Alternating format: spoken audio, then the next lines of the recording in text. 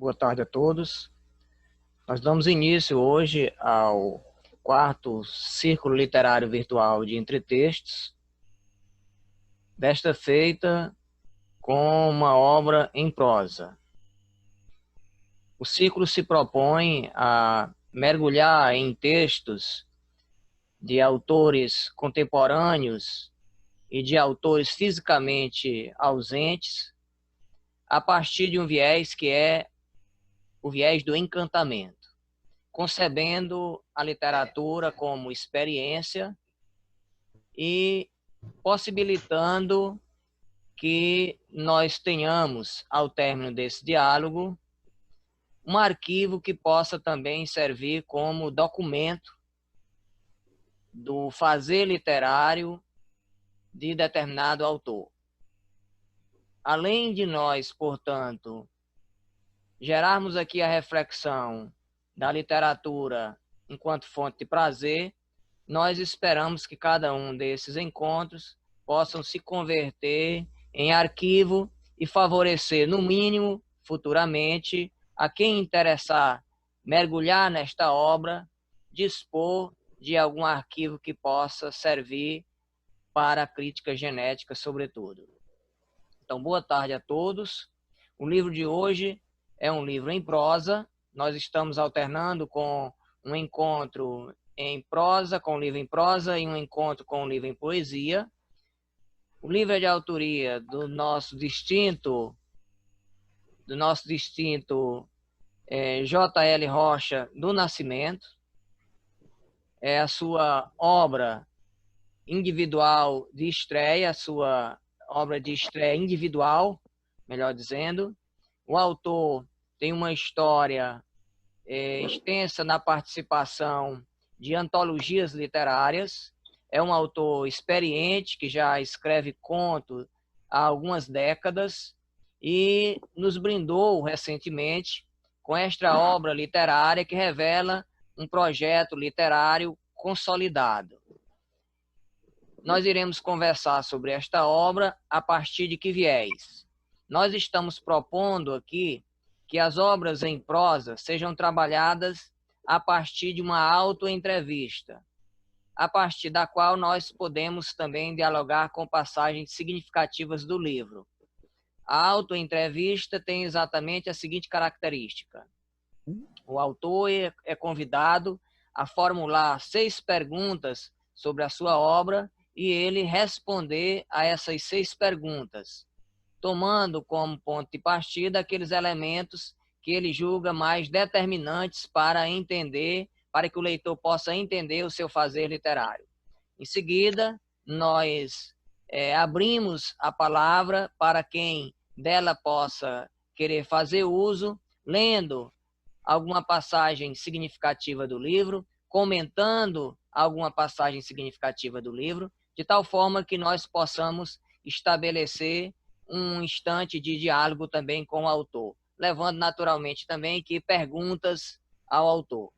Então sejam todos muito bem-vindos. Eu vou projetar aqui as perguntas que foram elaboradas e respondidas pelo contista J.L. Rocha do Nascimento. Mas antes eu queria que João Luiz Rocha do Nascimento nos contasse um pouco da sua trajetória como contista. Nós sabemos que o autor é professor universitário no campo do direito, sabemos de sua participação em várias antologias. Esse é o seu livro de estreia individual, como ressaltamos, Um Clarão Dentro da Noite, o alvo, portanto, aqui de nossas reflexões. E gostaríamos que o autor contasse um pouco da sua trajetória como contista, da sua trajetória literária. Embora nós venhamos daqui a pouquinho a relacionar essa trajetória também com o livro que tenho em mãos e com algumas das particularidades dessa obra. Seja muito bem-vindo, caro J.L. Rocha. Por favor, nós gostaríamos que você nos desse uma dimensão de sua história pessoal como escritor. Boa tarde, professor Dilson Lage. Boa tarde a todos que me honram com essa assistência. Quero agradecer né, o convite que me foi formulado pelo professor Dilson de participar desse quarto encontro. Já tive a oportunidade de presenciar e participar dos 3 encontros anteriores e ele me brindou com esse convite para ser o foco, o objeto desse quarto encontro. Bom, muito bem. Como o professor Dilson falou, eu tenho uma trajetória já na prosa, sobretudo no conto, já de algum tempo. Esse livro que o professor mostrou, Um Clarão Dentro da Noite, é meu livro de estreia. O livro... Estão me ouvindo bem? Eu indago? Estamos ouvindo O senhor bem. está ouvindo? Estamos ouvindo bem. Esse livro, O Clarão Dentro da Noite, realmente é o livro de estreia. Eu posso dizer que sou assim, um autor tardio, né? O primeiro livro individual, pelo menos em termos de produção individual, na literatura, né? Na ficção, porque eu também, além de professor, sou magistrado e já tenho trabalhos publicados na área do direito, né? Sobretudo a minha dissertação de mestrado e a minha tese de doutorado também já está encaminhada para a publicação. Mas na ficção, realmente, Um Clarão Dentro da Noite é meu primeiro livro. Mas a minha trajetória é um pouco irregular, né? Mas eu faço parte da cena literária no Piauí desde a década de 70, quando eu estreiei com 18 anos de idade, né? O primeiro conto que eu publiquei foi nessa coletânea, né, organizada e publicada pelo professor Cinéas Santos. À época, isso foi no ano de 1977. Eu era aluno do segundo grau, inclusive aluno dele. E eu já tinha, né, já tinha uma paixão pela literatura. E eu comecei primeiro lendo as revistas em quadrinhos, depois fui evoluindo para livro de bolso, né, isso com cinema também. O fato é que eu estreiei aqui, em 1977. Nessa coletânea que é um clássico hoje, em termos de produção literária na prosa. Logo então, nós começamos a formar um grupo, eu, Manuel M. de Moura Filho, né, Ayrton Sampaio, Francisco Salles, e chegamos a produzir, em 79, publicamos esse livrozinho, um livro da chamada geração mimeógrafo, né? Um livro totalmente artesanal, com a capa do saudoso Fernando Costa, nosso grande artista plástico, de prosa, que reúne uma coletânea de contos. Esse grupo depois fez uma brincadeira, já na década de 80, nós passamos do concurso João Pinheiro, e nossos contos foram desclassificados, e nós resolvemos brincar com a banca examinadora, e publicamos o nosso livro com o Carimbo de Vencidos, né? Lembrando aquela ideia de que, do Caetano, o júri é simpático, mas é incompetente. Mas foi uma brincadeira que nós fizemos e publicamos esse livro. Eu, Ayrton Sampaio, saudoso Ayrton Sampaio, J. Leôncio Nascimento, Zé Pereira Bezerra e Manuel de Moura Filho, né? Tenho ainda um concurso literário que eu fiz ainda nos anos 80, o primeiro concurso nacional de contos de Varginha, que resultou nesse livro também, tem trabalho meu publicado. Mais tarde, o professor Ayrton Sampaio reuniu a geração de 70 no Piauí, contos antológicos, e eu também figuro aqui nesse livro, né, nessa coletânea. Muito tempo depois, já isso foi em 2009 e 2012, em 2009 nós começamos a planejar a publicação de um livro, de uma coletânea, o grupo, né, os Tarântulas, o grupo Tarântulas de Contistas. Isso a gente começou a planejar o livro em 2009 e ele foi publicado somente em 2012, essa coletânea, com o título Dei para Maldizer. Aqui nós fizemos um desafio. Vamos fazer uma obra temática, vamos escolher um tema, uma obra temática, monotemática, vamos escrever só sobre esse tema. E depois de muito discutir, o tema escolhido foi o erotismo. E o nosso desafio foi trabalhar o erotismo sem, né, banalizar, né, sem banalizar. E eu acho que foi um livro muito bem recebido e nós conseguimos, modéstia à parte, né, cumprir o que foi planejado. Eu também eu faço parte, eu sou magistrado e faço parte desde 2010, 2012, de um grupo virtual chamado Juízes Poetas. Juízes Poetas. E juntamente com esses juízes, poetas, juízes de todo o Brasil, né, daqui do Piauí, de todos os estados, nós publicamos também várias obras, né, como esse livro foi em 2011, Prosa e Poesia, né, dupla face. E nós fizemos uma proeza nesse livro, que foi fazer um conto coletivo, né? Cada um começava a história e eu dava continuidade. Mais ou menos quem é da área do direito, como acho que tem aqui o professor Marcos, o poeta Diego também é da área do direito, mais ou menos aquela ideia do Dworkin, do romance em cadeia. Então, nós, inclusive, desafiamos Dworkin porque conseguimos fazer um conto em cadeia e não somente um romance. Então, publicamos esse livro no grupo virtual. Posteriormente, publicamos mais esse, né? Pássaro Liberto, também reunindo prosa e poesia. E já em 2015, nós publicamos esse outro livro, Tecendo a Magia, é uma editora, a editora Escortece, São Paulo. E por último, agora em 2018, nós publicamos o último livro do Grupo dos Poetas, Nossa Cidade, Corpo e Alma. E a última coletânea de que eu faço parte foi a coletânea comemorando justamente os 40 anos do O de Casa, que o Cinesa organizou juntamente com o poeta Adriano Lobão, no Caçoar. Então, de certa forma, eu, em termos de produção individual, de livro individual, eu sou, digamos assim, um contista bissexto, né, um escritor tardio, mas já tenho uma certa produção literária ao longo de 2, 3 décadas, porque também eu tive que dividir a literatura com outros afazeres, né? A minha atividade profissional, a gente tem que, né, se manter. Durante muito tempo, a literatura ficou em stand-by, mais me preocupando com a carreira, com a família, com a sobrevivência. E eu já no alto já dos 60 anos, né, depois de ser professor da universidade, magistrado, com mestrado e doutorado em Direito, eu disse, olha, agora eu vou fazer o que eu realmente gosto, eu vou, né, pisar aqui no acelerador e vou voltar a escrever. E no ano passado, eu felizmente publiquei o meu primeiro livro de contos, já tenho um outro livro de contos que pretendo publicar ainda esse ano. Eu vou dar um spoiler aqui do título, é Os Pés Descalços, de Ava Gardner, né? Inspirado no filme A Condessa Descalça, com a Ava Gardner e o Humphrey Bogart. E pretendo publicar esse livro ainda esse ano, e já tem uma outra coletânea, um outro livro de contos, também engatilhado para o ano de 2000 e, quem sabe, der certo, 2021.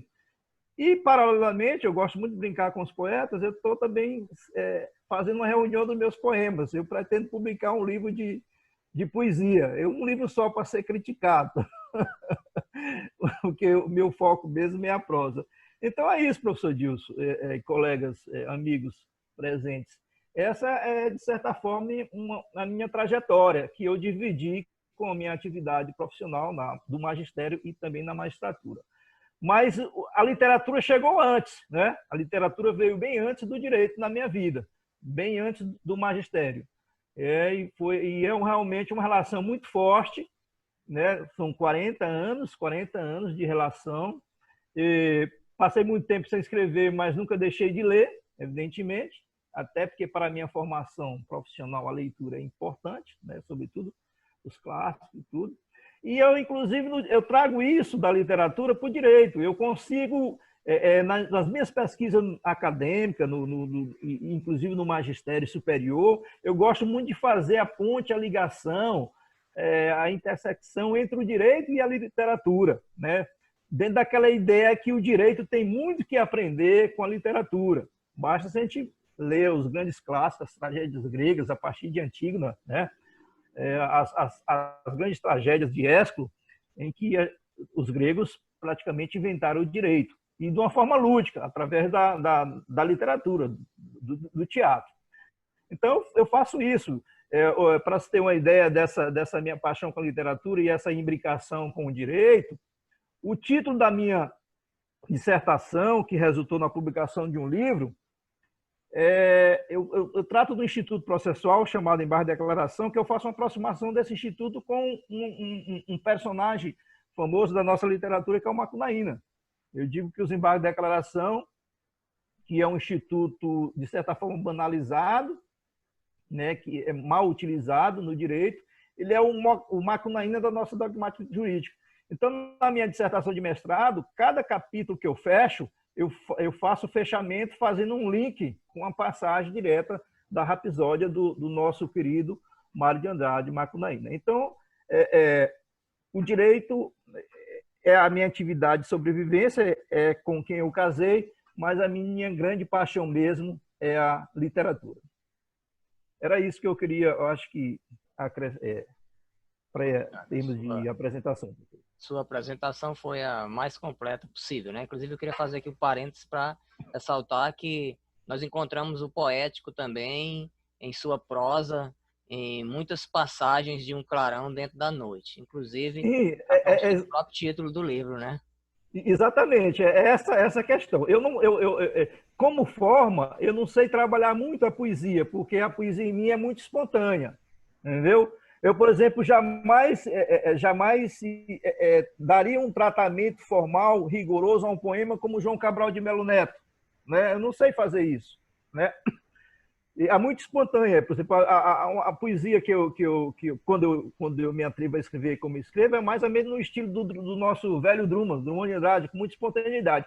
Então, para compensar essa minha deficiência, eu faço aquilo que você acabou de mencionar, professor, a prosa poética. Tem, então, poesia na prosa. Eu gostaria de retornar posteriormente aos artifícios linguísticos de sua prosa daqui a pouquinho. Nós vamos... Okay. Naturalmente que com a contribuição de todos nós que estamos aqui, que vamos interagir com o livro. Eu vou projetar aqui as perguntas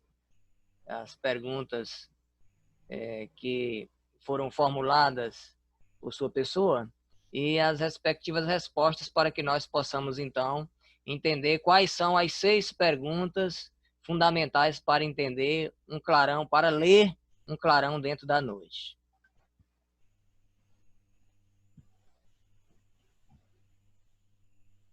Está visível aí a todos, não está? Ok? Então, a proporção que você for questionando, fazendo a pergunta e respondendo a elas, naturalmente você vai fazer intercalações, a gente vai passando adiante, ok? Então, fique inteiramente à vontade para perguntar e responder. Só uma pequena observação. Se a nossa reunião eventualmente for interrompida aos 40 minutos, nós geraremos um novo link de reunião hospedado em www.portalentretextos.com.br, através do qual é possível dar continuidade a uma segunda parte da reunião, caso a nossa reunião seja interrompida antes de que ela tenha efetivamente cumprido o seu papel. Então, a palavra é sua. Ok. Então, sigo esse roteiro das perguntas, não é isso, professor? Isso. Bom, a primeira pergunta é: o que torna Um Clarão Dentro da Noite, que realmente é um título bem poético, um livro de contos moderno contemporâneo? A temática, essencialmente urbana, ou a elaboração da linguagem? Por que eu fiz essa pergunta e a resposta ela vem em que sentido?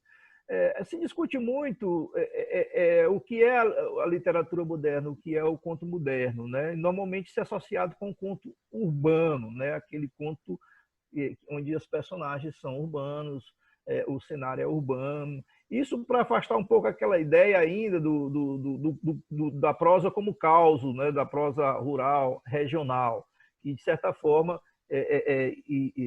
os escritores não gostam de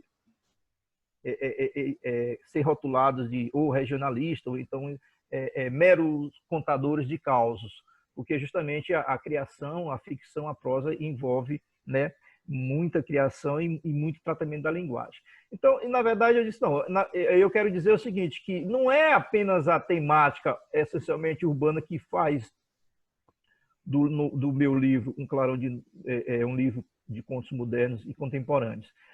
isso, além da temática urbana, isso também deve ser associado ao tratamento dado à linguagem, à elaboração da linguagem. Como é que eu trato a palavra? Que sentido é que eu dou às palavras? Né? O grupo Tarântula de Contistas, ele, de certa forma, ele é responsável, nos anos 70, final dos anos 70, anos 80, é responsável pela introdução do conto moderno no Piauí. Até então, que nós vimos trabalhando pelos escritores, eu não digo um escritor como Fonte de Ibiapina, porque ele já é de uma geração bem anterior, e, claro, ele já tinha essa temática, mas contistas contemporâneos na época, prosadores contemporâneos na década de 70, da geração, que ainda estavam com o pé ainda em temáticas rurais, em contação de causos, e não se preocupando com temáticos, com temas mais universais, como morte, como vida, como amor, desilusão, solidão. E nós, de certa forma, introduzimos o conto moderno em Teresina, no Piauí, particularmente na cidade de Teresina. E só que associado e preso a essa ideia de trabalhar a palavra, né? Fazer um controle rígido da palavra no sentido de não deixar, né? Não deixar ela solta, como o motorista está ali na direção do carro, mantendo o controle da direção, de forma que o conto, que o resultado seja um trabalho em que o contista, o prosador, não entregue tudo, né? Ele apenas ameaça contar, ele ameaça dizer, mas sempre há aquele discurso interno, o não dito, né?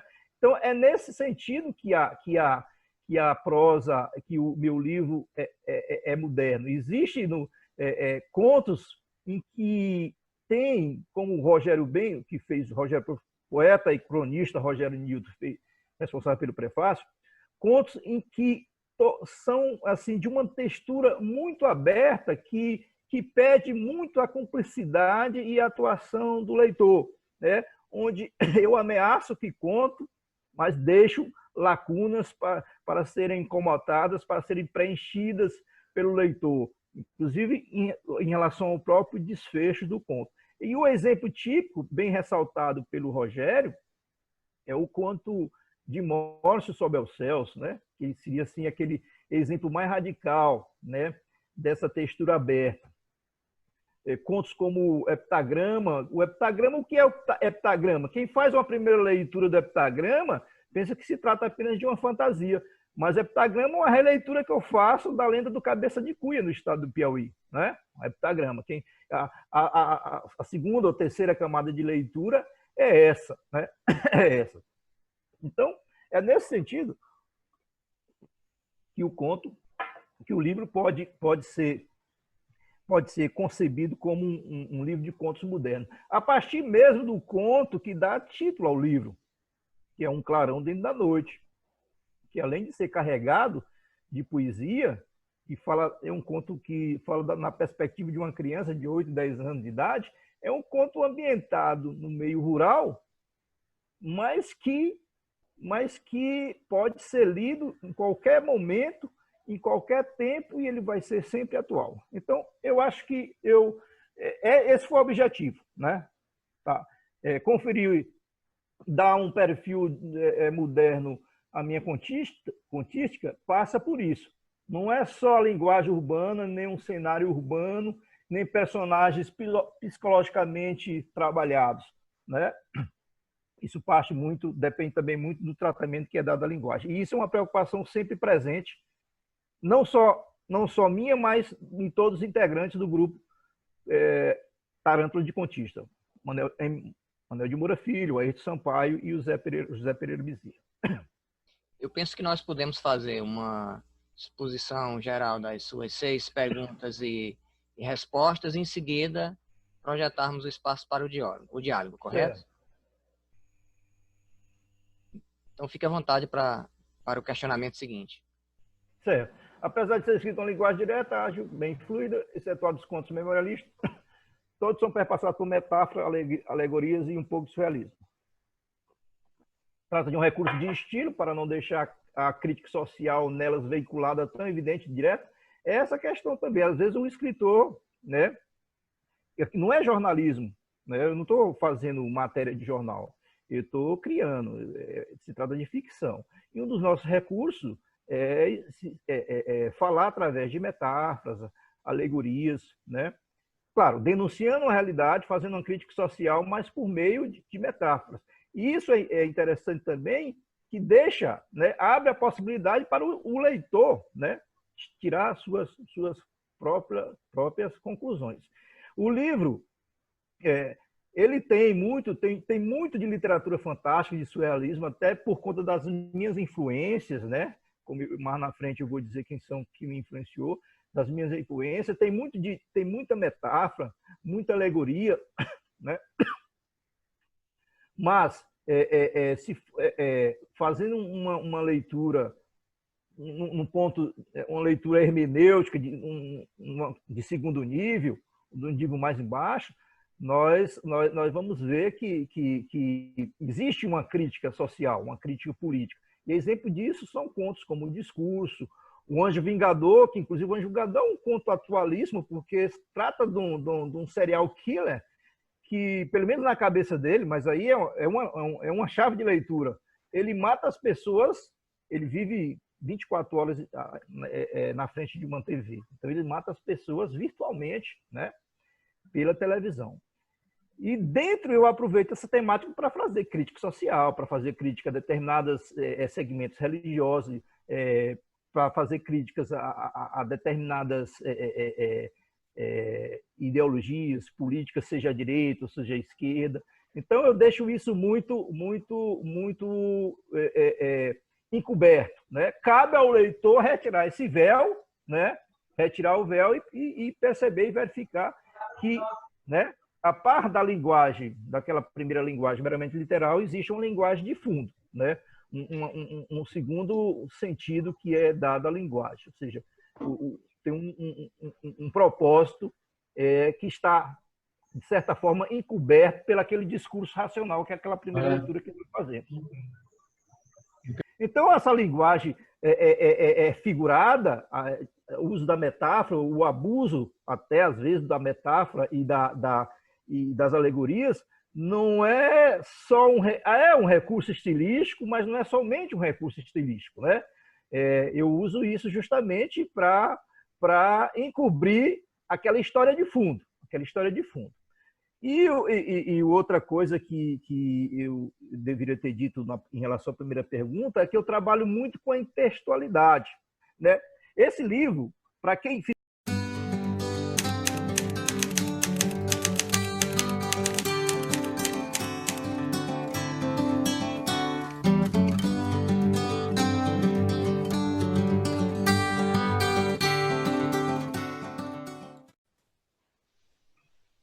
Juíza Poeta, obrigado pela sua presença. Então, retomemos, né? Só Sim. retomar a partir da segunda formulação, sim. Então, eu dizia que o livro é um pouco metafísico por conta das dualidades, né? Tanto na primeira como na segunda parte, né, o livro tem sempre um conto que dialoga com o outro. Por exemplo, Mr. Marlboro dialoga com Margaridas Vermelhas. Qual o tema de fundo? É o combate ao cigarro. O Anjo Vingador, na segunda parte, bate bola com Folha Seca, né?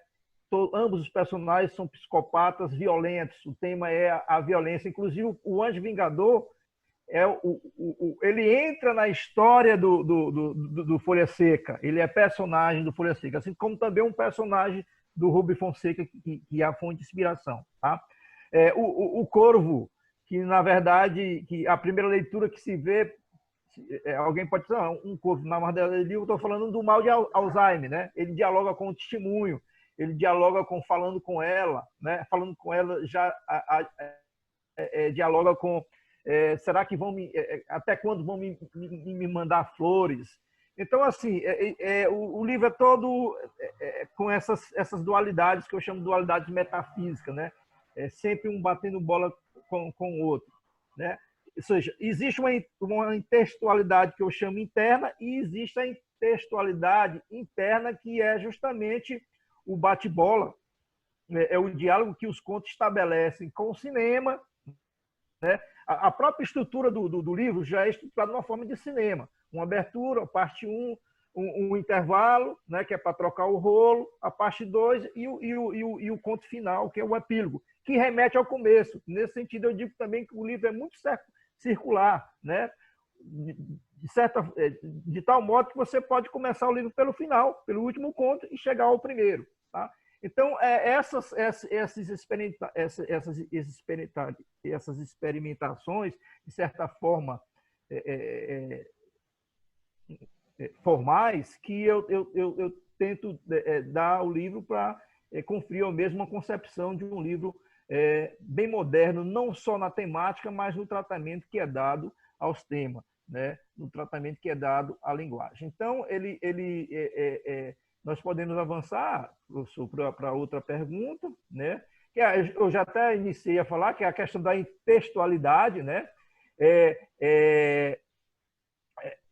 O livro realmente, além daquilo, só para complementar, do diálogo interno, ele também estabelece um diálogo com outras formas de manifestação de cultura, como a própria literatura, através dos personagens dos livros que eu li, que estão aí, uma referência não direta, mas estão aí, com o cinema, uma vez que o cinema marcou muito a minha vida, e eu primeiro tomei contato com o cinema, depois com as revistas em quadrinhos, e depois é que eu evoluí para os livros.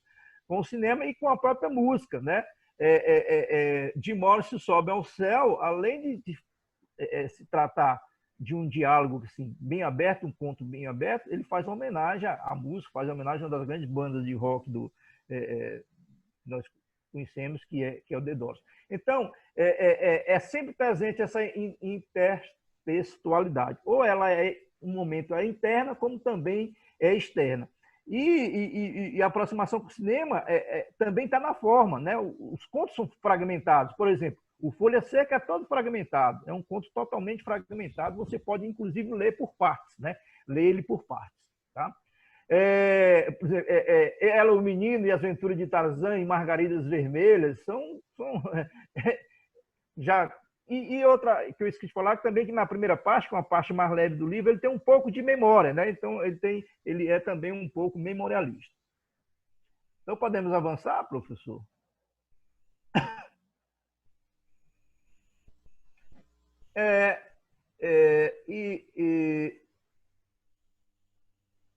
A proposta do Conde de Poeta para se tratar de uma humorada crítica aos poetas. Eu acho que quem esteve no início, mas para quem não esteve, eu vou contextualizar. Eu trabalho muito, eu trabalho mais com a prosa. A minha colega Francisca Lacerda, escritora, ela é testemunha disso nos livros que as coletâneas que publicamos junto. A minha participação é mais dos 4 livros. Eu só tenho participação de poema em um livro. Por quê? Porque, na verdade, o meu foco maior é a prosa. Mas, como bem observou o professor Dilson, ela tem muito de prosa poética, tem muita poesia na prosa. Mas eu não tenho ousadia, eu sou muito tímido em relação ao poema, porque eu sou muito rigoroso, né? Sou muito rigoroso com o poema.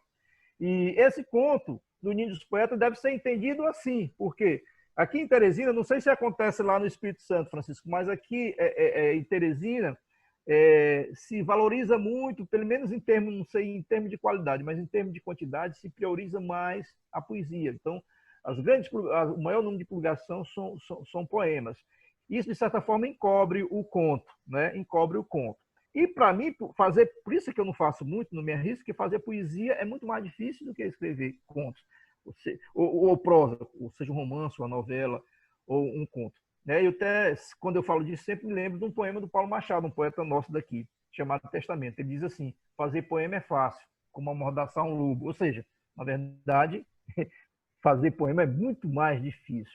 Então, na verdade, muita gente diz: sabe, você criticou os poetas, você é poeta e critica os poetas. Não é uma crítica ao poeta, muito contrário. A leitura tem que ser o contrário. Aí, na verdade, é um repto, se aqui é um repto em favor ou um libelo em favor do conto, no sentido de desencobrir um pouco o conto, né? No sentido de mostrar mais a prosa, né? Estimular mais a escritura da prosa, porque aqui na nossa realidade nós temos, digamos, de 10 escritores, nós temos, digamos, 7 poetas e 3 prosadores. Então é nesse sentido. E a ideia, por que eu escolhi o conto? Por razão muito simples. Eu comecei a escrever no final da década de 70, né? O primeiro livro que eu mostrei aqui, O Oi de Casa, eu tinha 18 anos de idade, e aquela época era a época do boom literário no Brasil. E a principal forma de manifestação na literatura era justamente a prosa curta, era o conto. Daí a minha opção. E para finalizar as perguntas, quais são os autores que influenciaram a minha produção literária, e especialmente o Clarão Dentro da Noite. Essa relação é meramente exemplificativa, ela não exaure, né? E aí eu lancei aí Kafka, Borges, Marx, né, pela questão do surrealismo fantástico, Júlio Cortázar, Juan Rulfo, né, um escritor mexicano, Henry Miller, Henry James, no Brasil, Trevisan, tem tudo do Trevisan que se possa imaginar, Rubem Fonseca também, João Antônio, José J. Veiga, um livro que eu não esqueço dele, Os Cavalinhos de Pátio Planto, Campos de Carvalho, que é um escritor que é da mesma geração do João Guimarães Rosa, mas de certa forma foi encoberto, ofuscado pelo João Guimarães Rosa, mas é um escritor tão bom quanto o Guimarães Rosa, e o nosso clássico do Machado de Assis, Hilda Rich, dentre outros. E os filmes que você vê no livro, Casablanca, né? E Rick e Ilsa sempre haverão de se lembrar de Paris, é uma homenagem à Casablanca. Taxi Drive está no conto O Anjo Vingador, está no Folha Seca. Gilda está no conto Margaridas Vermelhas, que é uma apologia contra o fumo. Apocalipse Now, Aventura na Martinica, os faroeste americanos, que eu vi muito quando criança, né? Estão naqueles livros lá memorialista, como Minha Tia e o Bondinho de Pão de Açúcar, o Pelo Retrovisor. Tá? As Aventuras de Tarzan está no Conto do Menino, ela, o menino e as Aventuras de Tarzan. Enfim, essas são o meu imaginário com que eu trabalho, né, no meu livro de contos. E aí eu acho que abrir a oportunidade para quem quiser se manifestar, né, professor Dilson, e a gente não ser surpreendido com o tempo, né?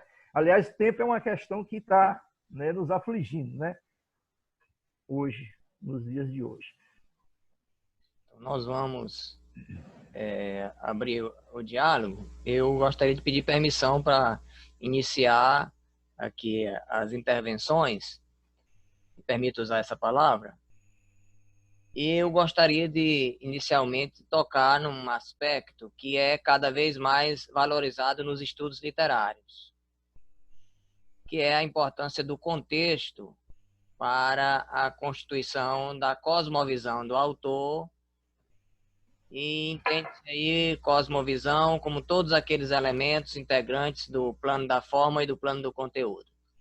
O senhor integra uma geração que foi enormemente influenciada, é claro que por um pensamento coletivo, mas enormemente influenciada pela figura do professor Ayrton Sampaio, não mais entre nós, fisicamente.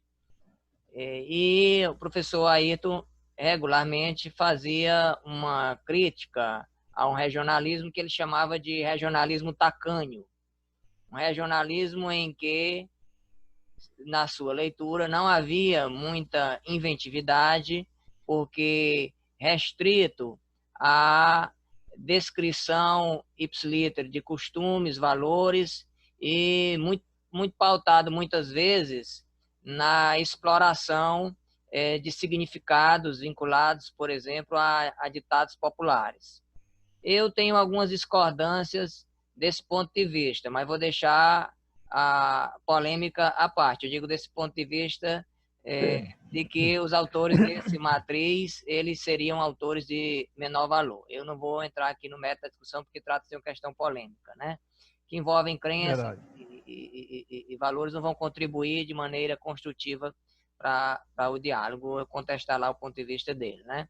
Mas essa concepção, ela contribuiu para fundamentar, sem sombra de dúvidas, um novo olhar sobre a contística no Piauí. O resultado disso está no seu texto, explorando largamente elementos cinematográficos, se constituindo de fato num texto que nós poderíamos considerar como um texto moderno, ou pós-moderno, em função de alguns elementos que nós poderíamos aqui pontuar.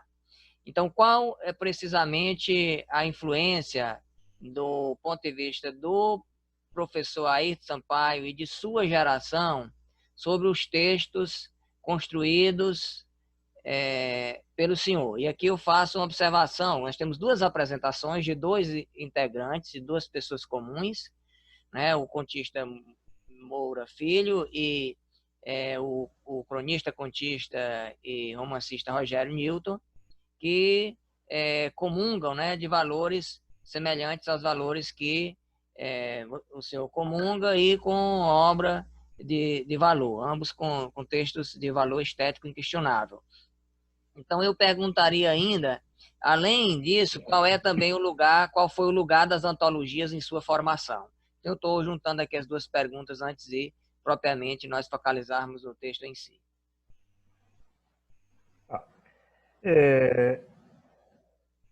Em relação às influências da minha geração e do Ayrton, ela é inegável, porque eu sou da mesma geração que ele. Nós formamos um grupo de conto, né? De contista, o grupo Taranto de Contistas, né?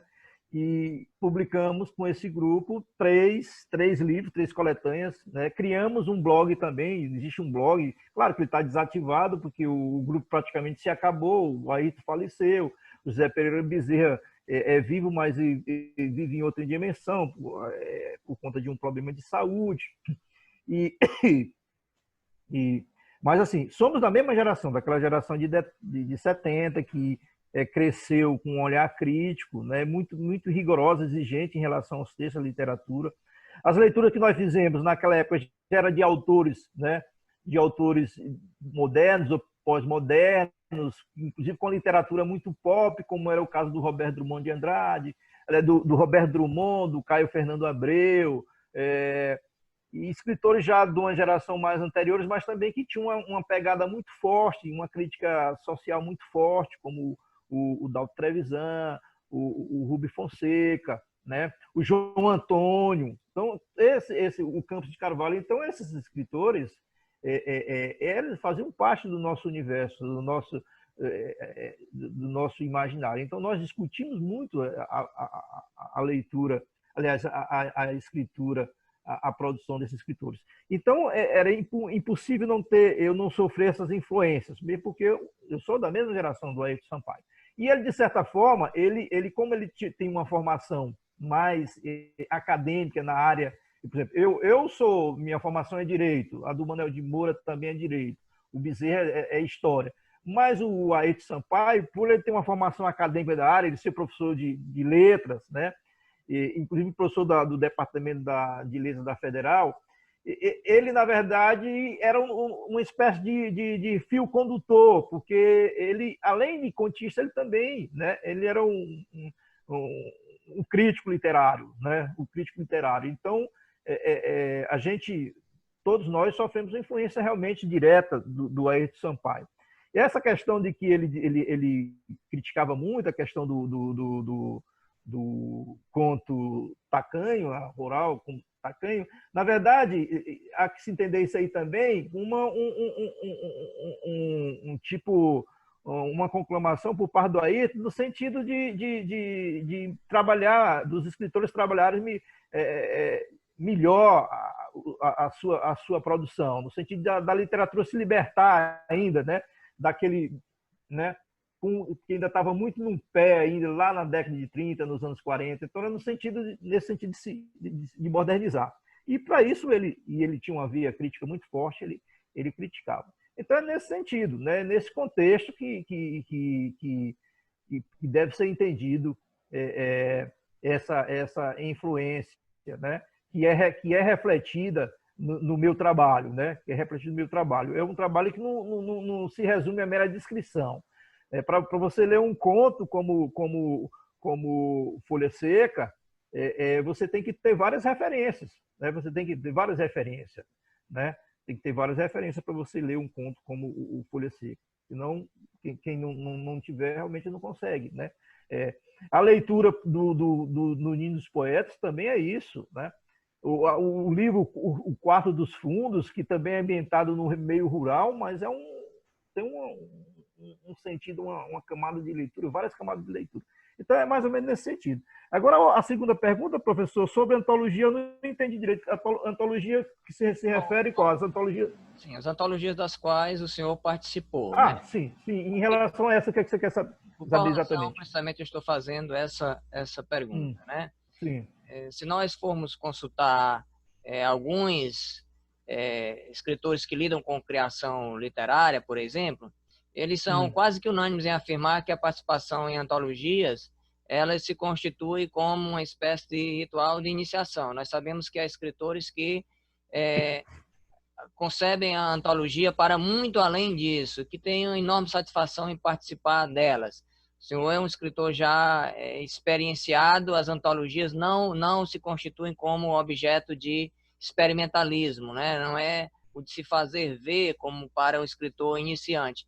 Mas, ainda assim, as antologias devem ter gerado no senhor aprendizagens, deve ter gerado algum tipo de experimentalismo. Então, qual é precisamente o lugar das antologias em sua formação? Ter participado delas Certo. contribuiu de que maneira? Certo. Realmente, hoje não posso dizer que eu participe de antologias como uma iniciação, né? Claro que lá em 1979, 78, isso representa a iniciação, né? Hoje não representa a iniciação. Por que, então, insistir nas antologias?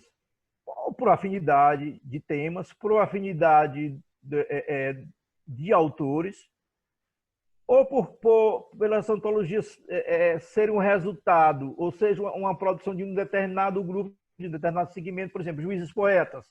É um grupo de escritores que são juízes. A principal atividade é a magistratura. A literatura é como, né, uma saída, uma válvula de escape. Então, é um grupo uniforme, que tem uma linguagem só, né? Então, esse é um móvel determinante para eu participar de uma antologia de Juízes Poetas, né? Uma antologia reunindo os membros do grupo Tarântula grupo Tarântula de Contista. Por que fazer uma antologia com o grupo? Porque o objetivo é o de fortalecer o grupo, né? E de marcar determinado espaço no cenário da literatura, e também fazer parte de uma antologia tem um sentido também de colaboração, né? Colaboração com a produção literária local. O último livro de que eu participei, a antologia, que é o Caçoar, coleção de contos piauienses, que ele envolve gerações, as mais, desde escritores que não estão mais entre nós, como Fontes Biapina, até escritores da geração da internet, da geração de 2000. Então, na verdade, é um painel geral. Então, tem esse objetivo também de colaborar e de acreditar que o trabalho conjunto também pode produzir algum resultado. Eu poderia simplesmente hoje, não vou me recusar, eu tenho condições de produzir um livro, de publicar, não vou mais trabalhar com coletânea, com antologista, não. Eu sempre que possível, vou trabalhar. Inclusive, vou participar de uma antologia, né, recente, que já está, inclusive, em elaboração, de um livro de juízes, né? E a gente trabalha com experiências em audiência. Mais na frente você vai ser cientificada direitinho. Então, é nesse sentido, professor Dilson. Eu vou passar a palavra adiante, vou naturalmente que retornar a fazer outras formulações. Eu queria só justificar porque que eu lhe fiz a pergunta ainda há pouco, né? Distante de qualquer polêmica, o que é moderno num dado momento passa a ser incorporado pela tradição, né? Então, Isso. nós vivemos o tempo inteiro essa ideia de rupturas. Então, aquilo que num dado momento se transforma como o inovador, logo será, num curto intervalo de tempo, aquilo característico de uma determinada época é incorporado à tradição e surgem outras formas de expressão, né? Então, a ideia de modernidade, né? A modernidade, ela está o tempo inteiro, né? Ligada à tradição, né? É Modernidade e verdade. tradição são dois E elementos tem, muito... e tem os atemporais, né? As obras atemporais, os clássicos, né? Que você lê hoje, pode ler daqui a 100 anos, leu 10, 50 anos atrás e elas estão sempre modernas, sempre atuais, né? Eu acho que isso é o grande sonho de consumo do escritor, é escrever uma obra atemporal, clássica, né? Você pode ler hoje e daqui a 50 anos ela continua atualíssima. Eu vou passar a palavra adiante e na expectativa de que outros participantes desse momento possam dirigir ao senhor alguma palavra, algum comentário acerca, inclusive, dos 6 textos que foram postados lá no portal Entre Textos, ou outros textos, já que a grande maioria dos que estão aqui leu com certeza a obra. Então, por favor, eu peço que desabilitem o microfone e se manifestem.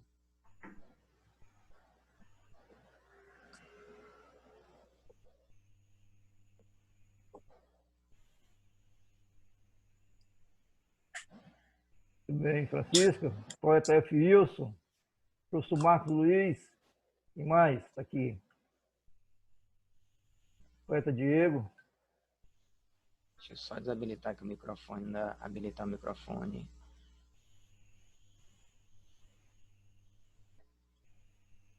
Com muito prazer. A gente está sempre junto. Tá errado aqui? Não, está ok. Não, estou ouvindo. Okay. Tá. É porque apareceu um aviso, então eu fiquei em dúvida.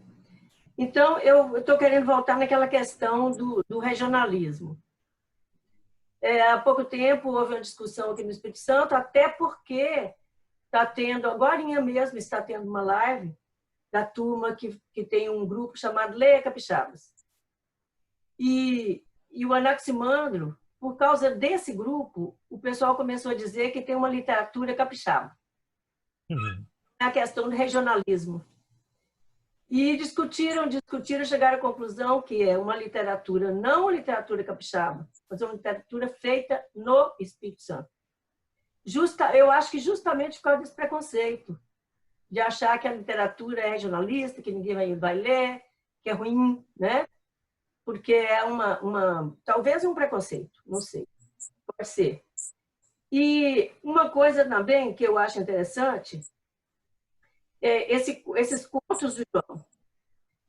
O conto que mais me chamou a atenção foi aquele do Miss Marlboro. Eu pegar o livro lá, o Miss Marlboro. O que eu queria saber a respeito desse Miss Marlboro, João? O cara tinha medo de câncer do pulmão e, ao mesmo tempo, fumar sem parar. E você fez essa crítica e eu achei muito, muito bem feita, porque realmente parece que é uma compulsão, né, que a pessoa tem. Isso. E eu queria saber de você o seguinte: como que você chegou nisso? Como é que foi de você sentir essa coisa que a pessoa é assim e fica doida para fumar e até acaba fumando ele próprio? Uma metáfora ótima. Engraçado que quando eu escrevi, eu posso responder agora, Francisco?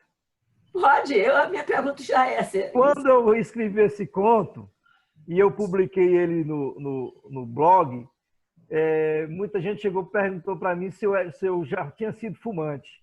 E eu disse, não, eu nunca fumei na vida. Eu pensei nisso. Nunca fumei. Se você lembrar também do Margaridas Vermelhas, era um cara que já estava, né, se acabando com câncer. Ele tossia, escarrava sangue. A mulher, a esposa dele falava que ele tinha que se tratar, procurar um médico. Eu disse, não, você está... Isso não é sangue, não. São margaridas vermelhas que eu engulo e não são digeridas pelo estômago. Não tem nada a ver. O cara, entendeu? Totalmente alienado. É porque o vício é grande. Então, o objetivo desses 2 contos, que um dialoga com o outro, é justamente isso. A mensagem de fundo aí a mensagem de combate a esse vício do cigarro, né? Vício do cigarro. E nunca fumei na minha vida, e o Mr. Marlboro, assim, a sacada o cara chega em casa, né? Não tem um cigarro no bolso, já é muito tarde, não dá para sair, porque naquela hora não vai encontrar nenhuma merceariazinha aberta para comprar um cigarro. E a única saída que ele tem, né, vício maldito, a única saída que ele tem ele imagina, pô, eu vou fumar a mim próprio, e começa a tentar. No início não consegue se acender, porque ele chegou, estava chovendo, estava todo molhado, mas de tanto fazer tentativa, ele acaba se acendendo. E aí começa pelos pés, e ele vai fumando, vai tragando. Aí quando chega na região genital, ele já sente um prazer, que eu já associo com um prazer sexual, né? E quando chega nos pulmões, passa pelo toque, quando chega nos pulmões, ele, um choque de realidade. Né? E resolve parar. Por quê? Porque nós temos um outro pavor aí, né? Uma doença que a gente não sabe como. É difícil enfrentar uma doença dessa quando tem um caso na família. Tem um pavor de câncer de pulmão. Então, resolveu parar. Então, é mais ou menos. Não tem, assim. Nunca fumei, e me veio a ideia na cabeça, né? Tá. E fiz. Agora tem uma outra história, que é uma continuação desse, que tem a recaída, que é um pouco mais com que eu vou publicar no próximo livro, que é a recaída. Ele tem uma recaída, volta a fumar novamente, né? Volta a fumar novamente. E ele, nesse caso, ele próprio se transforma num cigarro. Nesse conto, ele se transforma num cigarro. Né? Aí você foi além. Eu fui além, ele se transforma num cigarro. É a recaída. É muito interessante isso. Agora, ontem você falou que eu sou contista. Eu não, eu sou contador de causa. Estou querendo dizer, porque você estava falando a respeito disso agora mesmo, que você é contista, você é o Jairo, né? O Jairo é um grande contista. O Jairo é um grande contista. Eu não, eu sou cronista e de vez em quando eu resolvo contar uns causos. Só isso, eu não sou contista. Não, tá certo. De conto, viu? A sua veia é mais poética realmente da crônica, é verdade. É isso. E eu estou gostando muito de participar. Obrigado. Nós é que agradecemos, Francisco, pela sua gentileza aqui. Obrigada. E é só. Tá, ok, obrigado. Quem vai fazer uma nova intervenção, por gentileza? Você quer falar, professor Wilson? Pode abrir aí para eu fazer uma pergunta para o João Luiz. Fique à vontade. João Luiz, naquele conto, O Estranho do Ninho dos Poetas, né? Inclusive você publicou aí, postou aí para a gente se inteirar melhor do conteúdo. Mas eu já tinha lido aquele conto há tempos e você já tinha publicado na internet. Sim. E quando você publicou, gerou críticas por parte dos poetas, não foi? Foi. Aí eu li, reli. Aí eu fiquei assim, rapaz, o João Luiz quis fazer uma crítica aos poetas, não aos poetas de modo geral, porque ele mesmo é um poeta, João Luiz. Eu não sei a poesia, até que ponto a gente pode dizer que é uma poesia assim que chega ao nível de um Drummond ou de outro, né, tão bom quanto o caso de Andrade. Mas ali foi uma crítica mesmo aos poetas, você quis falar, que você quis colocar naquele conto, um estranho no ninho dos poetas. O personagem chega lá em um bar, frequentado por poetas, né? Existem aqueles poetas, você coloca, existem aqueles poetas médios, e aqueles que aliás, o personagem que está lá na narrativa, você acha que são o leitor tem a impressão de que você está observando o nível dos poetas ali, né? Mas, no geral, o narrador observa, o personagem, que todos ali são poetas pequenos. Pelo menos é essa a impressão que o leitor tem do conto. E então, foi um conto bom, realmente, mas deixa chateado um bocado de poeta. Bem escrito, conto. É aquilo que eu disse. Tem várias leituras, tem várias perspectivas no conto. Primeira perspectiva, que eu já falei aqui para explicar. Esse conto é realmente o conto que gera mais polêmica, eu tenho que me explicar. Primeira perspectiva. Qual é a minha ideia? Meu objetivo é desencobrir o conto. Conto no sentido de quê? Desencobrir o ser do conto. O conto é encoberto, aqui em Teresina, pela poesia. Pela poesia. Não vamos falar em termos do poeta ou do contista, do gênero. O conto é encoberto pela poesia. Em que sentido? Porque se produz mais poesia, se produz mais de boa, de média ou de péssima qualidade, se produz mais poesia. E o conto, de certa forma, é esquecido. O que é que eu quis com isso? Uma das leituras. Justamente chamar a atenção da necessidade também de se dar atenção, de se priorizar o conto, desencobrir o conto, mostrar o conto, revelar o conto, estimular a produção de prosa curta. Isso é uma... Eu acho que você pode completar o raciocínio. O Wilson já está conosco aqui na sala. Certo. Você está me ouvindo, né, Wilson?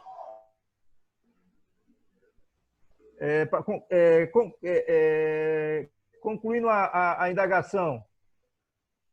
Aliás, concluindo a resposta à sua indagação, Wilson. Se você...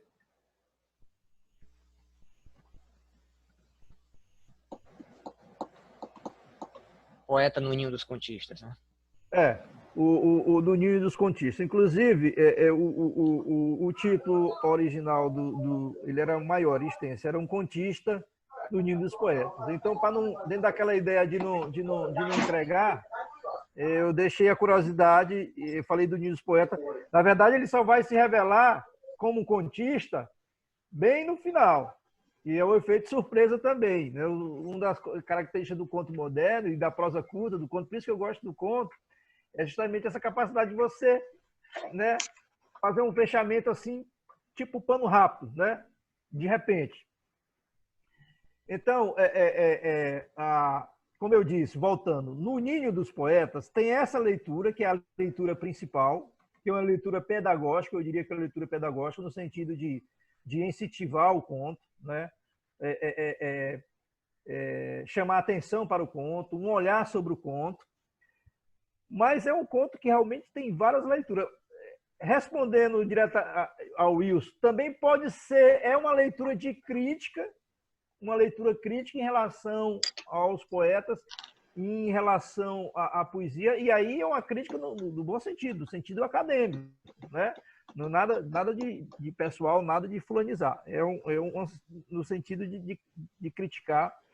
Justamente por quê? Porque, como tem muita produção, a tendência é que quanto mais tem produção, a qualidade, né, ela em algum momento ela fica prejudicada.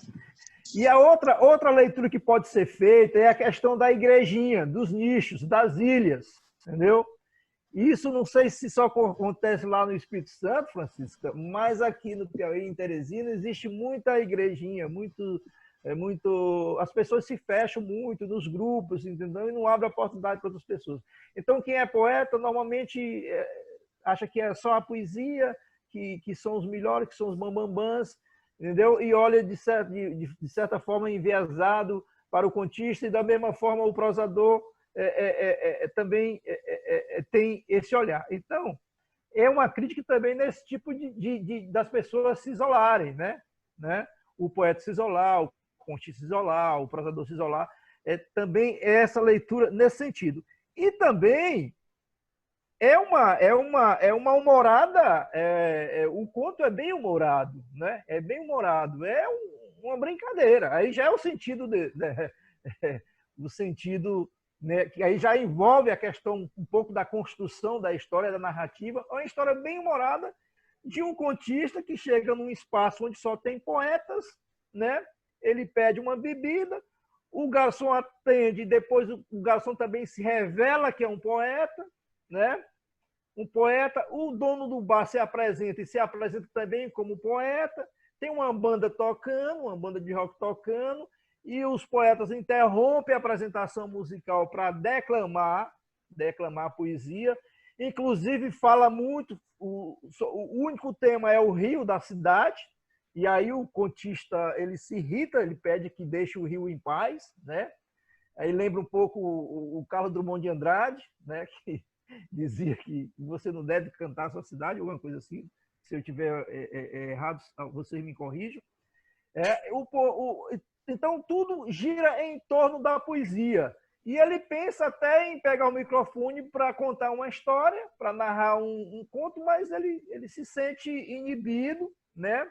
E começa a negociar, o garçom já não quer. Aí o garçom propõe a ele para escrever um poema a 4 mãos. E aí, pressionado, ele se revela: não, você está enganado, eu não sou poeta, eu sou contista. E isso irrita o garçom, irrita o dono do bar, irrita todo mundo.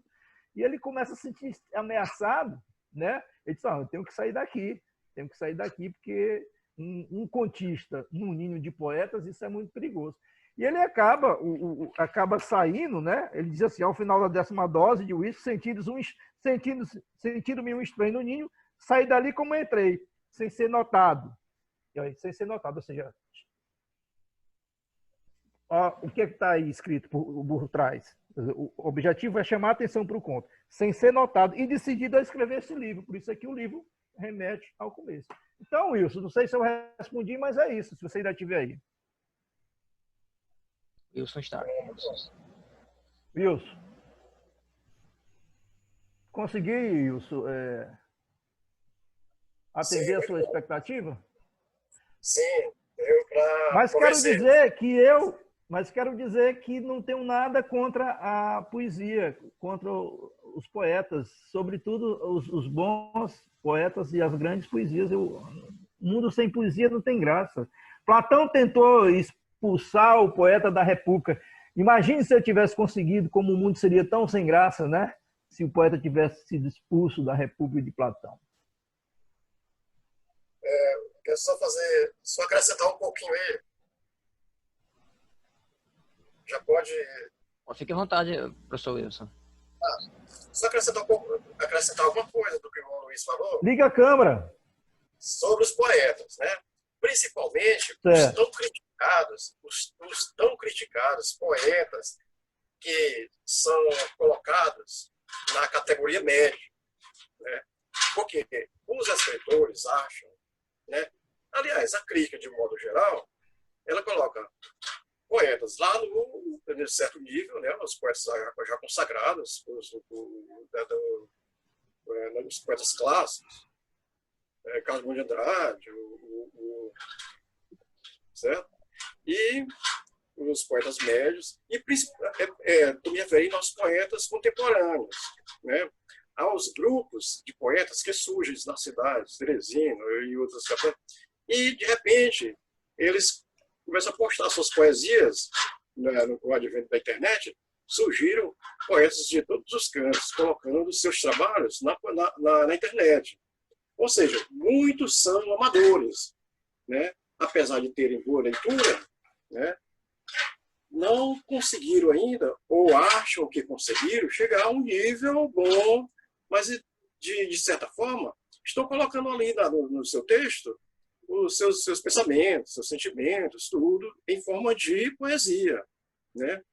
E muitas dessas poesias são criticadas por causa da forma, é isso, e também da falta de leitura, da falta de uma organização e também de uma forma pessoal, de uma característica própria daquele poeta. E aí, muitos escritores, né, se acham ali incomodar, vou dizer assim, incomodar, criticar, de certa forma, tirando assim o caminho daqueles poetas, dos novatos, né, dos amadores, estão querendo ir em frente e estão querendo, impedindo. São críticas. De certa forma, a crítica, de certa forma, vai se construir. Mas, às vezes, ela faz deslizar aquele que está querendo ir em frente. Principalmente daqueles... Mas aqueles poetas que têm vocação, que acreditam, né, no seu trabalho, não fica desinibido, não. Ele vai em frente. Né? Mas a crítica, de certa forma, fere, incomoda. E aí, essa questão como eu pedi para você comentar, a respeito desse personagem que chega lá no bar, né, do narrador, e criticar principalmente esse poeta que se acha, né, ele já tem, esse poeta, ele já tem consciência que não é um poeta grande, é um poeta médio e puxando para menor. Aí ele se sente incomodado nesse ponto aí. Aí daí o conto ser assim ser polêmico, né? É só isso mesmo. Pois é, e outra leitura que pode ser feita do conto é que ele também tem esse objetivo de causar também um estranhamento, né? Chamar atenção, né? Chamar atenção. Esse também é o objetivo, entendeu? Certo. De chamar atenção. Muito bem. Uma nova intervenção, quem deseja fazê-lo? Por favor, fique inteiramente à vontade. Eu vou então retomar aqui, eu vou fazer aqui uma intervenção na expectativa de que logo em seguida algum dos nossos pares aqui nesse encontro também se manifeste. Um fato curioso, eu li o seu livro, alguns dos contos eu já havia lido e a leitura foi uma releitura, né? E alguns dos contos aqui eu vim a ler nesta semana, sobretudo os contos que têm a presença do absurdo. E vejo que você transita muito bem, o livro está, essa divisão aqui é muito bem estabelecida aqui no conto.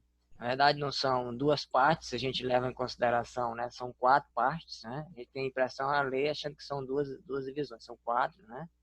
Na verdade, são 4. Mas o leitor, apressadamente, ele pode acreditar que tem duas grandes divisões, né? O leitor apressado, quando ele se depara com a obra. E um fato que me chama a atenção, o que é? Eu, particularmente, me absorveu mais, particularmente, os contos que estão na primeira parte. E por qual razão? Por vários aspectos, sobretudo pela utilização dos artifícios de linguagem que estão neles presentes.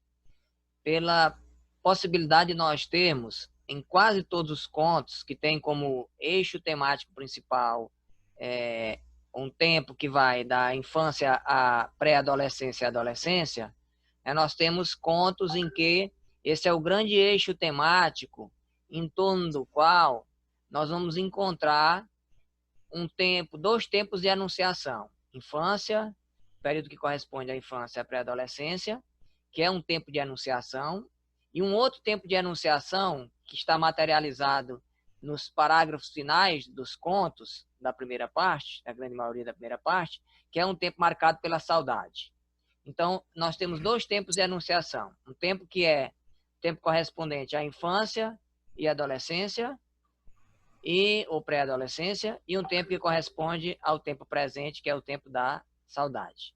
É como se nós estivéssemos ali, na verdade, em determinados momentos, você pode até ler como se você estivesse diante de 2 narradores diferentes. Embora o narrador seja o mesmo, você tem a percepção por quê? Porque ali estão visões de mundo absolutamente díspares, embora você tenha ali a presença da saudade. Então, esse é um aspecto que me chamou muito a atenção e que me revelou a presença viva da metalinguagem. Embora ela não esteja na camada principal do texto, né, ela está num plano mais interno, né, ela está na estrutura profunda do texto. Então, eu perguntaria se isso foi intencional ou isso foi inconsciente, ressaltando que esses contos, todos eles, são perpassados pela memória. São perpassados pela memória de uma cidade. Cidades existem onde? Elas existem sempre na nossa memória. O tempo presente é o tempo presente e todos os demais tempos, eles são tempos criados, porque eles só existem no momento em que nós o concebemos. Nós acreditamos que estamos vendo ou relembrando de alguma coisa que nós vivemos e há sempre um quê de imaginário naquilo que está sendo vivenciado. O tempo é uma memória e o tempo presente é o que verdadeiramente existe. Então, essa perspectiva, com esses tempos de enunciação diferentes, eles foram criados a partir do fluxo da memória, de maneira intencional ou inconsciente. Você já havia feito essa reflexão em algum momento? Bom, essa primeira parte do livro, que é o miolo, ela realmente é onde predomina um memorialismo, né? Isso aí é claro, eu fiz bem essa divisão. Eu não fiz isso de forma intencional, isso foi realmente um fluxo de memória, um recurso de memória, uma memória que eu resgatei, né? Não foi intencional, mas à medida que eu quando fiz a primeira leitura, a primeira versão do texto, que eu fui reescrevendo, polidando o texto, eu acabei tendo essa percepção. Mas o ponto de partida, né, não houve esse ponto de partida. Na verdade, surgiu de forma inconsciente, não foi uma coisa pensada, trabalhar esses dois pontos de vista. De fato, não foi. Mas o gancho, o ponto de partida realmente aí foi a memória. Memória guardada. E um fato curioso aqui que nos remete aos artifícios linguísticos aqui do texto, aos efeitos de sentido que gera o texto, é que em cada um desses textos que tem como matriz essa recuperação da infância e pré-adolescência ou adolescência, eles todos buscam se afirmar como sinônimo de descoberta. Em todos eles, esses textos são gerados para projetar alguma descoberta. Descoberta do cigarro, a descoberta da sexualidade, né? A descoberta da tecnologia. Né? Então, todos eles, esse elemento se configura com um aspecto muito interessante. É a sua habilidade em construir um humor, que torna o texto muito leve, um humor perpassado de lirismo, torna o texto muito leve, o texto se torna leve. Ora, esse humor está simplesmente no inesperado, ora ele está no exagero, né? Ora, esse humor está na própria reflexão do próprio personagem. Então, há muitos elementos curiosos aqui, eu selecionei muitas passagens, e sempre a crítica social como pano de fundo, né? Tanto nos textos que tem esse viés memorialístico, quanto nos textos que tem uma conotação com a presença do absurdo. E aqui eu pontuei muitas questões, por quê? Porque nesses contos, sobretudo da primeira parte, me comoveu bastante as associações que são feitas. Muitas associações, do nada você vai fazendo associações, aparece do nada, por exemplo, o Tarzan aqui, que aparece associado à sexualidade, né? Diante da descoberta, né? Dos sentidos ou do que possa ser, né? Essa prostituta que aparece no comércio do garoto narrador, né? Então nós vamos encontrando um grande conjunto de associações que são feitas. É o que acontece quando você projeta esse conto. Nós temos aqui o conto, nós temos 4 instâncias de anunciação pelo retrovisor. Você vai distribuindo, são 4 inclusive, momentos. O retrovisor tem uma crítica social bem no fundo, né? A questão da cidade, da divisão da cidade, a questão do cuidado com o rio, né? Tanto que assim, já não tenho medo de atravessar a ponte, né? Que continua a dividir a cidade. E naquele tempo a cidade de Teresina, depois era muito clara essa divisão, né?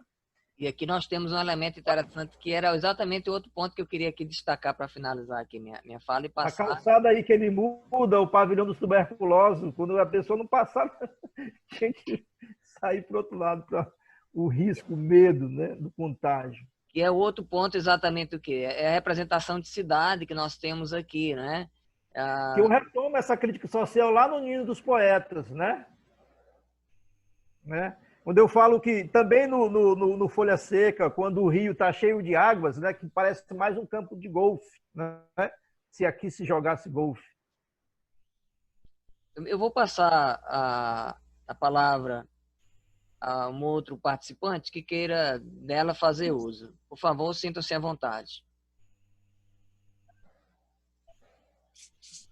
Boa tarde a todos. Boa tarde.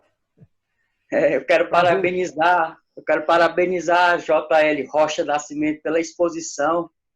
Por ignorância, eu não conhecia o autor nem o seu livro. E, de fato, não li Um Clarão Dentro da Noite, por ser um livro recente e por estar fora do Piauí. Mas o que me trouxe aqui a esta sessão foi a leitura do PDF em 17 páginas, disponibilizado ali no portal Entretexto do professor Dilson, onde eu encontrei algumas joias e que me atraiu logo assim nas primeiras linhas. Logo nesse primeiro conto que eu achei, Um Clarão Dentro da Noite, nesse primeiro fragmento, eu fui raptado pela prosa poética do autor, pelo diálogo em primeira pessoa, pela imagem campesina exposta no conto homônimo, que eu acho que esse conto é a abertura do livro ou não, se eu não estou enganado, Um Clarão Dentro da Noite. É a abertura do livro. É a abertura. E você mesmo, João Luiz Rocha Nascimento, na abertura da sua exposição, mencionou justamente o Mário de Andrade. E aí eu fiquei pensando numa ideia que o Mário de Andrade tinha, quando ele dizia que o conto é tudo o que o autor chamou de conto. E é uma grande verdade, viu? Isso aqui a gente encontra nesse seu texto, né? E eu li esses 17 fragmentos, e o que mais chamou a atenção foi exatamente o de abertura, Um Clarão Dentro da Noite. Exatamente por esse princípio, por essa epígrafe aí do Mário de Andrade, e que você, por coincidência, fez a abertura logo na sua fala inicial, né? E no último livro do Rubem Fonseca, que também vi que é um autor que você gosta muito, né? Acompanha, nesse livro aqui, ó, Carne Crua, é o último livro do Rubem Fonseca. Ele faz contos que, na verdade, são poemas. Quer dizer, ele pensa como a Clarice Lispector, né? Os gêneros não lhe pegam mais. E é isso que deve ser literatura. A gente não pode mais se ater aos gêneros, essa discussão de poeta, contista, romancista, novelista. Isso já não cabe mais. A coisa é amalgamada, né? Tudo junto, né? Como a Clarice pensava mesmo, os gêneros não devem nos pegar. E no conto, e também nesse conto, Um Clarão Dentro da Noite, encontrei outra coisa interessante, a menção às histórias de Trancoso, né? Um termo bem antigo, assim, né? Bem interessante que a gênese, na verdade, as histórias de Trancoso é a gênese do conto em nosso país, né? No Brasil, embora o conto tenha iniciado ali no romantismo, que é uma verdade, né? Mas foi levado a efeito depois dessas histórias de Trancoso, e continua, mas foi levado a efeito pelos brilhantes Machado de Assis e pelo inigualável Guimarães Rosa, né? E além de outros, né? O próprio J.L. Rocha Nascimento já mencionou, esses que ele mencionou, Campos de Carvalho, o J. Veiga, né? Mas que eu acrescentaria uma ala feminina muito importante, que é a Lígia Fagundes Telles, que com certeza faz parte do seu universo, né? A própria Clarice Lispector, que eu já mencionei aqui, a Nélida Pinhon, que é uma autora ainda viva, uma grande escritora, que ainda está entre nós. Realmente ela pertence a uma linhagem de alto nível, né? Que são magas, são bem reservadas. Quer dizer, são grandes contistas que você, de certa forma, entrou no universo desses autores e trouxe isso para a sua literatura. E eu gostaria de brindar com a leitura para os outros que não tenham lido esse trecho inicial de Um Clarão Dentro da Noite, que eu achei magnífico. Teve um dia em que a chuva veio mais forte, chuva de raios e trovoadas. É certo que naquela hora me lembrei das palavras de minha avó. O mundo não acabaria duas vezes do mesmo jeito. Se tivesse de acabar, seria com fogo. Por isso mesmo, quando o tempo era de preparar a terra, eu evitava sentar na varanda, como sempre fazia no final das tardes. Nas montanhas, o céu ardia em chamas. Não contava para o pai, mas tinha medo de o fogo avançar até nossa casa, queimar nossas vidas. E no dia daquela chuva, meu medo foi muito maior, eu não nego. Todos reunidos em torno da mesa de jantar, sob a luz do velho lampião, cuja chama, embora já gasto o pavio, teimava em resistir ao sopro do vento implacável. Todos fechados na alma para espantar o medo, menos meu pai. Eu não era o único que tremia. Meu dedo indicador da mão direita, aquele das 30 noites de febre cesão, ficava enrijecido nessas horas, sinal de que a noite seria longa. Por certo, meu tio Antônio não viria para contar histórias de Trancoso. É lindo isso, né? Por certo, meu tio Antônio não viria para contar histórias de Trancoso. Se tivesse de vir, antes ouviríamos o assobio. O que ouvimos não foi um assobio. Meu irmão achou que era um tropel de cavalos ao redor da casa. Minha mãe disse que as batidas eram na porta. Eu não disse palavra. Outra expressão linda, é uma joia isso, viu? Eu não disse palavra. Meu pai encerrou o assunto dizendo que eram apenas trovões. Para completar, o olho esquerdo do meu irmão do meio piscou de forma intermitente. Ocorria sempre que estava na iminência de sofrer um colapso. Meu pai percebeu quando minha mãe o procurou com o olhar. Mas antes que minha irmã caçula começasse a soluçar, ele, mais rápido que pensamento, abriu a porta e arremessou o velho machado para bem longe, além do pátio da nossa casa.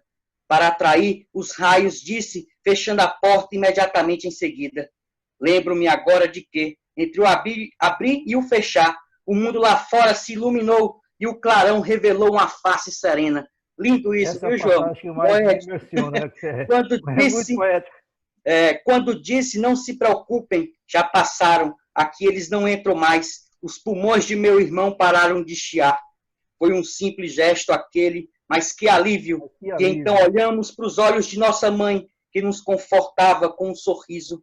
Meu pai retomou seu lugar à mesa. Minha irmãzinha voltou a se entreter com a boneca de espiga de milho. Meu irmão, para me provocar, fez girar sobre a mesa o seu peão. Estávamos seguros, o mundo não ia se acabar. Alto nível, João. Parabéns, viu? Muito bonito. Eu gosto muito dessa passagem, que aí daí surgiu o título, né? Lembro-me agora que entre o abrir e o fechar, o mundo lá fora se iluminou e o clarão revelou, né, a face serena do Pai. Realmente... É um texto cheio de referências poéticas, né, de imagens magníficas. E é isso, a prosa poética ela tem que estar presente em tudo, porque não pode ser só secura, né? Tem que ter alma, tem que comover. A palavra tem que comover. Se não comove, não tem sentido. A gente faz literatura para comover outro. É um ato de coragem escrever. A gente tem que ter coragem para escrever. Muito obrigado por sua intervenção, Diego. Eu queria aqui retomar aqui sua fala. Quando eu findei a leitura do livro, eu me pus a perguntar, porque eu havia visto uma observação aqui na apresentação do livro de um dos apresentadores e citava esse conto como um conto que destoa dos demais. E o que eu pude observar, né? O acesso do João Luiz caiu, ele deve estar retornando. Então, o que eu pude observar naquele momento, né? Depois que eu findei a leitura do livro, né? Já que estava destacado que esse conto era um conto que tinha elementos, que tinha a presença do elemento rural. O que eu pude observar diante disso? O que pude observar? Eu me pus a questionar qual concretamente era a intenção do autor, já que esse conto ele apresenta uma matriz diferente das demais. Ele está onde? Ele está exatamente no início do texto. Então, o que eu ressaltei, inclusive, aqui, os elementos contextuais. Aqui no início, nós começamos essa discussão pelo contexto. Então, através desse conto, eu vejo que J.L. Rocha do Nascimento consegue exatamente nos apresentar aqui a presença do elemento rural sem que nós tenhamos aquela narrativa que se limita à descrição de costumes e valores. Eu creio que esse seja o elemento que talvez tenha sido a intenção do autor, né? A de construir uma narrativa que está para além da mera reprodução de costumes e valores. Então, é possível fazer um conto ambientado no rural sem que tenha as características que tradicionalmente apresentaram no passado. Foi essa a leitura que eu fiz, porque que esse texto estava presente no início. Então, ele tem uma intenção estética muito evidente. Eu queria aqui ressaltar aqui, ainda do livro, eu sublinhei muitas passagens aqui em que as associações elas estão presentes, mas tem um fator que me chamou muita atenção, que é exatamente a omissão de dados identificadores como artifício de linguagem, né? O João está retornando. Deixa só o João estabelecer o acesso. Então, o que nós observamos aqui também, né? Eu observei que em quase que praticamente todos os contos, nós temos a presença da omissão de dados identificadores. Isso é um artifício de linguagem muito interessante, porque ele ajuda a construir os interditos. Então, é o que a gente pode verificar, por exemplo, na página 43, no conto intitulado Minha Tia e o Pão de Açúcar de Algodão Doce, em que o conto termina, ele não diz de forma alguma que ela tem Alzheimer. Ele não diz de forma alguma por que a visita ao Rio de Janeiro é para esse narrador uma visita inesquecível. Mas o leitor vai conseguindo construir isso exatamente pela omissão dos dados identificadores. Ao mesmo tempo em que o autor maneja muito bem aqui os recursos do humor, ele consegue, em todos os contos, trabalhar interditos através da omissão de dados identificadores que o leitor consegue reconstruir. É o que está muito evidente aqui no final desse conto. Minha tia nunca mais retornou ao Rio de Janeiro. Continua solteira. Ficou mesmo para a titia, como se costuma dizer. O primo formou-se em medicina e casou-se com uma colega da faculdade, com quem teve vários filhos. Por esse tempo, ela adoeceu. Até hoje, não tem a percepção de que o estado da Guanabara não existe mais. Quase não sai do quarto e, quando o faz, é para passear no bonde no Pão de Açúcar que ela inventou. Então, você vai conseguindo construir aí a imagem, né, da demência ou de algum tipo do Alzheimer ou de algum tipo de demência. Na parede, outras fotografias, ou então, para ouvir, Só Tinha Que Ser Com Você, num bar de Ipanema. Na parede, outras fotografias, além daquela que mexeu com as ruínas do tempo. É onde guarda a memória de seus 20 anos. O seu tempo, o tempo presente, é o tempo dos 20 anos. Abraçada com o primo, então quintanista de medicina.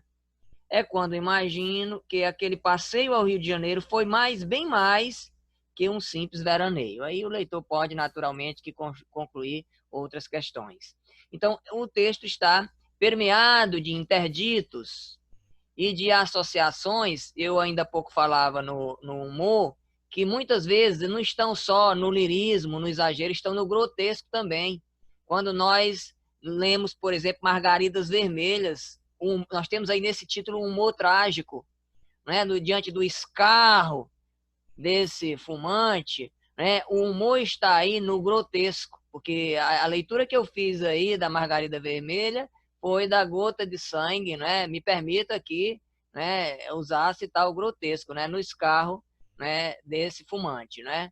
Então, esses interditos, eles se dão ora pelo humor, ora pela omissão de dados identificadores, o que dá ao texto uma natureza muito agradável, dá ao texto uma natureza muito participativa. E parabéns ao João Luiz pela utilização desses artifícios. Então, nós temos aqui 2 minutos. Eu gostaria de, aqui, ao tempo em que agradecemos a presença de todos que se fizeram aqui conosco, de ressaltar que o nosso próximo encontro do Círculo se dará no dia 8 de agosto. Nós teremos leituras compartilhadas de Velas Náufragas, do poeta Diego Mendes Souza, que aqui se faz presente, a partir das 16 horas. Então, contamos com a presença dos que manifestarem interesse. O livro está em PDF na íntegra no portal Entre Textos, na seção Livro Online. Eu passo, então, a palavra ao contista J.L. Rocha do Nascimento, para que faça as observações finais. Muito obrigado a todos vocês.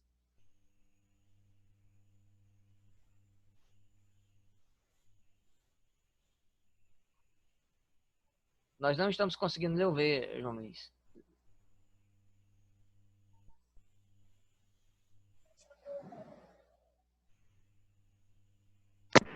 Me ouve? Está me ouvindo? Estamos ouvindo, estamos ouvindo. Ah, ótimo. Tá. Eu tive um problemazinho aqui, tive até que mudar aqui para o aparelho celular, porque do notebook aqui caiu a rede, simplesmente caiu. Bom, professor, minhas palavras só para agradecer essa oportunidade que você me ofereceu, agradecer a presença dos participantes, né? Poeta Diego Mendes, poeta e cronista Francisca, poeta F. Ilse, professor Marcos, Maria do Carmo, Carla, Raíssa Fernandes, Geraldo Veras, que nos deram a honra de participar. E agradecer, eu espero que esse encontro tenha deixado algo, né? Que tenha sido proveitoso e que sirva para o estímulo, né? Para a gente continuar lendo, escrevendo e produzindo literatura boa aqui no nosso estado do Piauí. E eu agradeço, né? E são essas as minhas últimas palavras.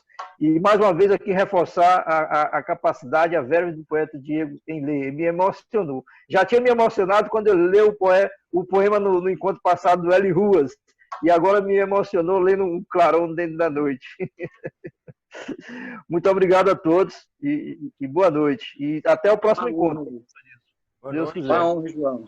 Muito obrigado. Um abraço para todos. Um abraço a todos. Muito obrigado a todos.